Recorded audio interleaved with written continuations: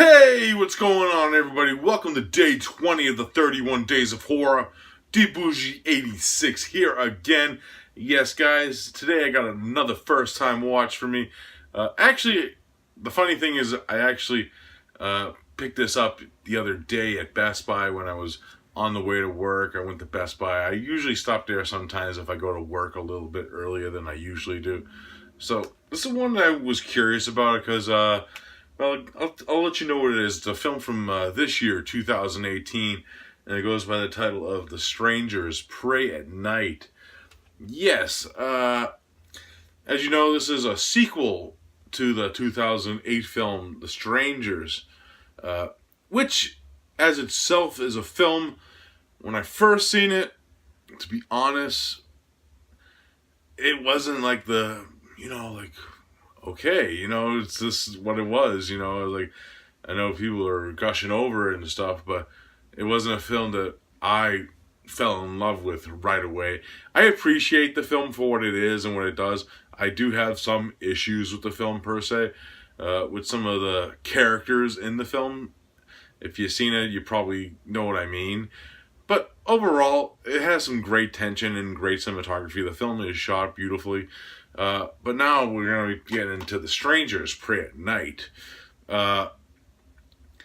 Pretty much the main plot of The Strangers Pray at Night is we're introduced to our family with a young daughter named Kinsey, a son named Luke, and a mom and pa. I can't think of their names off the top of my head right now. But Kinsey's going to like the sporting school because she has like a troubled history, as we see. So they end up traveling up to I think it's like the mom, their uncle's like a motorhome lounge area where their uncles and aunt owns like this motorhome, like a rental place where you could like live in a motorhome type deal. So they end up going up there. It seems deserted from what they see. And then they settle into a motorhome, and what ends up happening is they find out that this place has been ravaged by our three strangers from the movie The Strangers. Yes, Dollface, Hacky, Man in the Mask, the Sack Mask, and I can't, the Pinup Girl, that's the other one. Yeah, they end up being at this motorhome resort type area and stalking the family one by one in very slasher-esque ways, and it's pretty much them trying to survive the night against these three killers, pretty much. That's pretty much the gist of The Strangers Pray at Night's plot. Now, my thoughts on the film.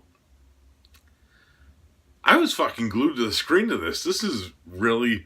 it has like when it begins, it has like the Strangers tension from the original, but then it goes full-blown like 80s slasher style with the way that they're being stalked and killed one by one, and some good kills in this, some good mean-spirited kills and some gore. It has like that grittiness that I like. Really cool like aesthetic with like 80s songs. There's one scene that involves a pool where they play the Total Eclipse of the Heart, which was fucking amazing.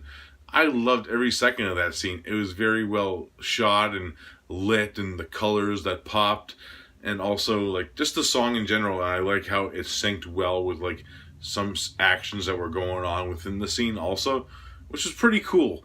And and it was very interesting to hear like Total Eclipse of the Heart, and they also play the Air Supply song, which were both written by Jim Steinman, and so when they both played, I had like images of like Milos Bad to Hell, like music videos with like fire and flames going in my head, especially with certain aspects of the theatrics of Jim Steinman's lyrics, which work well with like some of the images that you see in the film. Super fun, man. As I said, I wasn't really a fan of The Strangers Part 1 when I first seen it. I think I like this one more, to be honest. It's so much more fun. I'm not really like the biggest fan of home invasion films also, which kind of sets it apart from me. I like this one's more wide open, and it has more of like a stock and like the killers are like stalking these people through this giant area. It's not just them toying with them in like a house, you know what I mean? Which I like, you know. It has some cool images, some good kills, uh, some fucking intense scenes, man. I really enjoy The Strangers Prey at Night. Probably one of the better watches for me this year, to be honest. I had a fucking blast with it. If I had to rate it, I'm going to give it an 8.5 out of 10. That's how much I enjoyed it. The more I think about it, it might go up or down. I might rewatch this before I like make a top 10 list per se. But overall, it's a top 10 or you know, like a kind of like a, it could make my top 10 if I think about it correctly. You know, I really enjoy this. If you haven't seen The Strangers Prey at Night and you weren't really a fan of the original Strangers, you might like this one.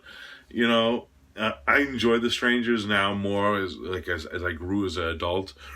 But I love my slashers. I like my cheesy like 80s slashers and the aspect of like cheesiness. I'm just a more of a cheesy kind of guy, and this one had like some of that gritty like 80s feel that I like about like some of the cheesy slashers that I love also. It doesn't represent itself as cheesy, it's really played straightforward, but just some aspects of it kind of remind me of like Girls Night Out in a way, and like Serenade. That's the way that some of the scenes were shot, and that's not the disrespect to the film at all. Really well done. Strangers Prey at Night, I highly recommend it. 8.5 out of 10. Check it out. Yeah, that's it for the review, guys, you know. Sorry for the lateness of this review. It was just crazy all day. I was moving furniture. Yeah, if you could tell, I'm still kind of beat from it. But I'll be back tomorrow fully charged for you with another review. So I hope you enjoyed this one. And I'll see you then, guys. Peace out.